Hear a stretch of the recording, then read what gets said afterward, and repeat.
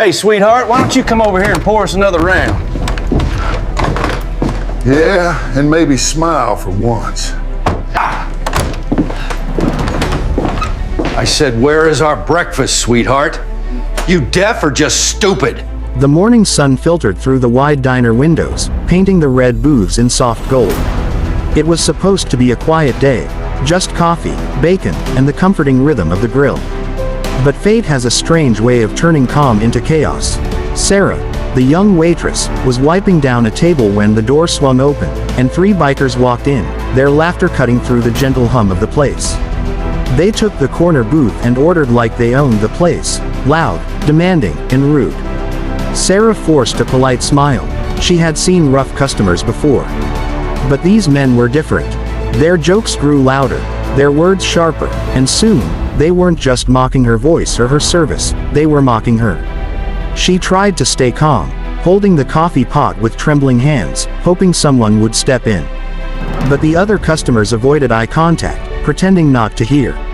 When she placed their plates on the table, one of them grabbed her wrist. "Hey sweetheart," he sneered, "why don't you sit with us for a while?" His grip tightened, and the others laughed. The sound made Sarah's stomach twist. She pulled her hand back, whispering, "Please, don't." The leader of the group stood up, smirking, and stepped closer. The diner suddenly felt smaller, the air heavier. The coffee cup slipped from her trembling fingers, shattering against the floor. And then, silence. The bell above the door chimed. A tall man stood at the entrance. Gray beard, leather jacket, eyes that carried the weight of 1,000 roads. He didn't speak at first.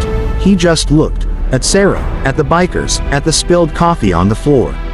His expression didn't change, but something about him made the laughter die instantly.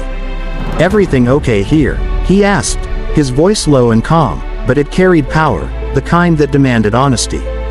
The biker who had been laughing the loudest tried to brush it off. "Yeah, old man, just having some fun." The stranger's eyes hardened. "Doesn't look like she's having fun." Sarah stood frozen. The room felt like a storm was about to break. The leader stepped forward, mocking him. "And what are you gonna do about it?" The stranger didn't answer. He simply moved closer, each step slow, deliberate. The man with the gray beard wasn't there to fight, but he also wasn't there to walk away.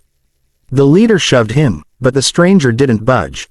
He just stared, and something in his stillness said more than any threat could.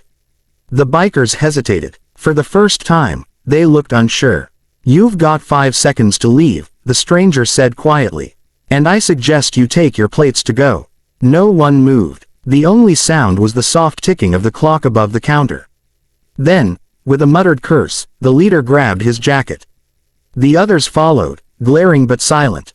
As they pushed past him, the stranger didn't even glance their way. When the door finally shut behind them, the diner seemed to exhale all at once. Sarah's eyes filled with tears. I didn't know what to do," she whispered. He gave her a small, kind smile. "You don't have to say anything. Just keep your head up." He turned to leave, but she called after him. "Wait, can I at least buy you breakfast?" The man paused, then nodded once. "Black coffee," he said simply, sitting down by the window. As she poured his cup, the mountains outside glowed beneath the rising sun, and for the first time that morning, Sarah felt safe. The stranger didn't talk much, didn't even look up from his cup. But when he finally left, she noticed something scratched faintly into the wooden table where he'd been sitting. 2 words carved deep and steady: "Be brave."